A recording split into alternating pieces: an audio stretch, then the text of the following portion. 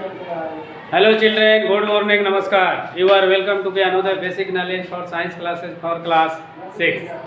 I am present for part 45 in the lesson up to पदार्थ एवं पदार्थों के समूह।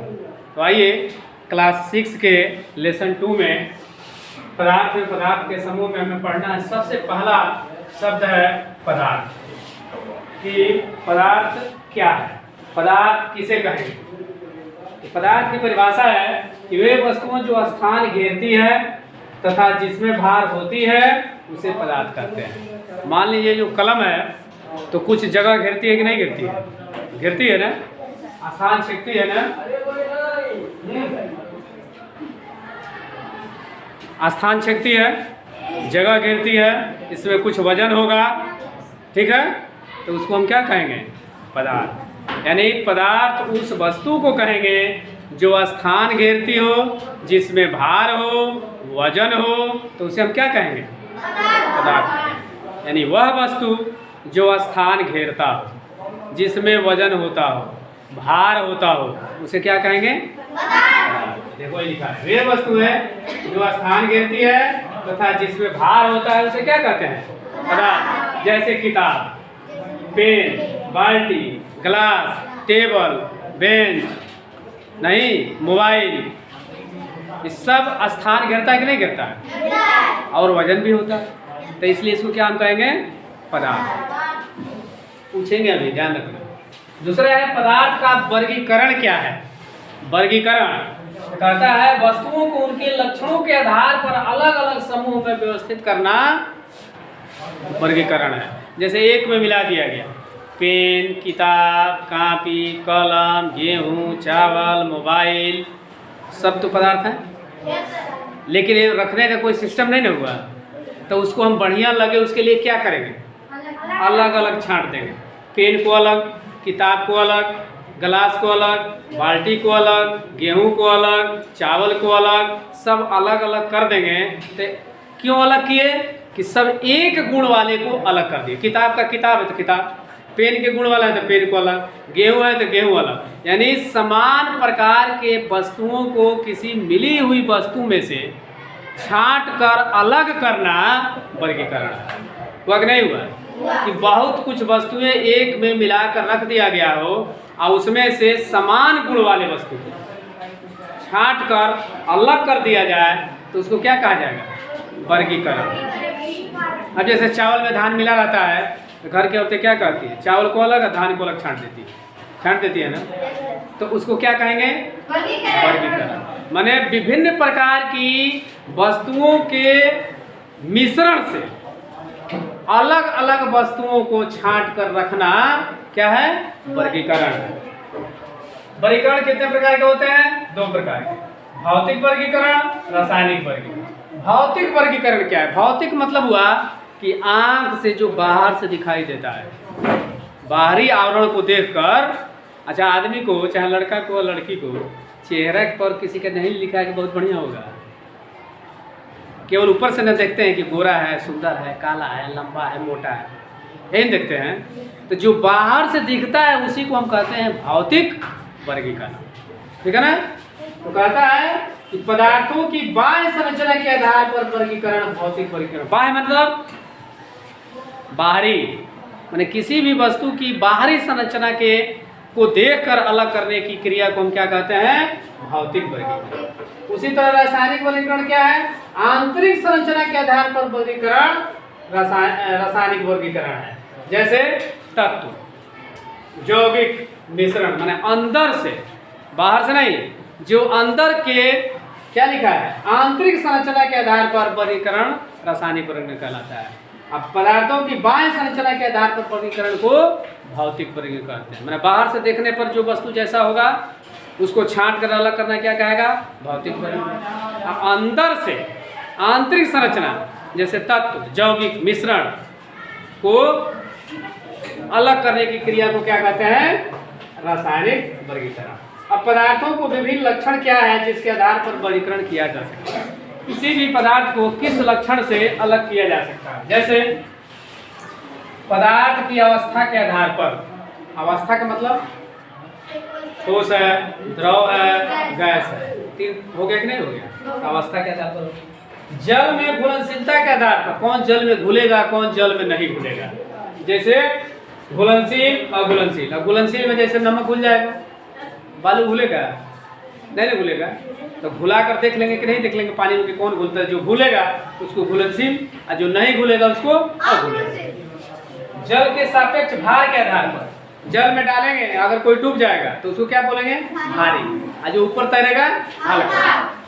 पारदर्शिता के आधार पर, पारदर्शिता के आधार पर मैं देख रेख के आधार पर, जिससे आर पार देखेंगे उसको पारदर्शी, जिसे आर पार नहीं देखेंगे अपारदर्शी। पारभासी जो धुंधला दिखाई देगा लेकिन साफ नहीं दिखाई देगा। जैसे कागज में बार में ऐसे घिस लो, तेल लग जाएगा, उसके बाद देखे तो दिखाई तो देगा, लेकिन ये नहीं पता चलेगा कि किस लड़का चाहे किस लड़की चाहे किस पेन किस कलम का फोटो है, पता चलेगा? तो उसको कहते हैं अपारदर्शी। इसको कहते हैं पारभासी, जो धुंधला दिखाई दे। ठीक है ना?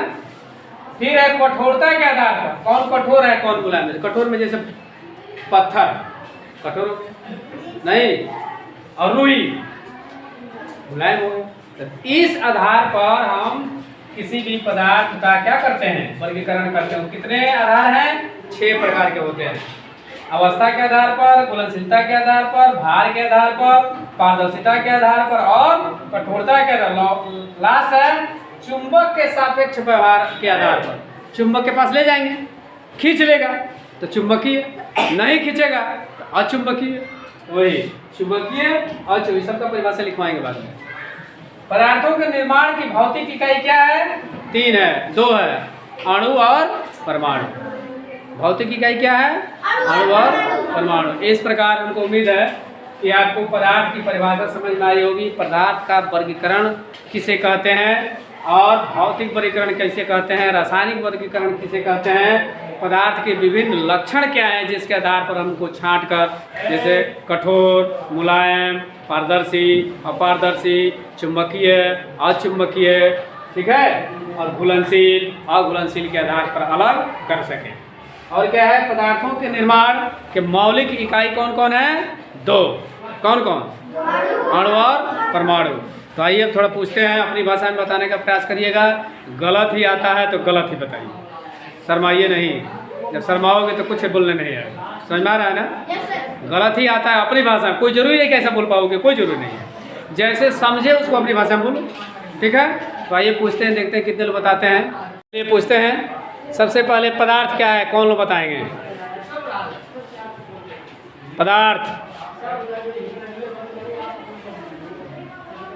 बोलो।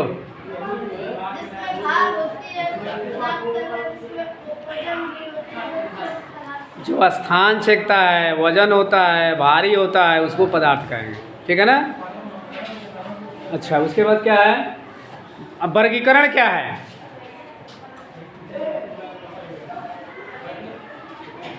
वर्गीकरण किसे कहेंगे?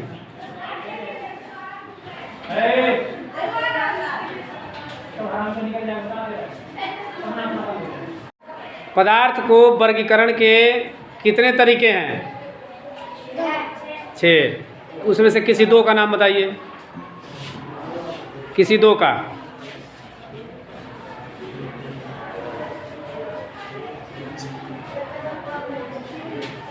बोलो। हाँ, अच्छा ये बताओ, पदार्थ के निर्माण की भौतिक इकाई कौन कौन है? चलो, जो बताएं उनको भी धन्यवाद, नहीं बताएं उनको भी धन्यवाद। तो अभी आपको बहुत ही ईजी में बताया गया कि पदार्थ क्या है।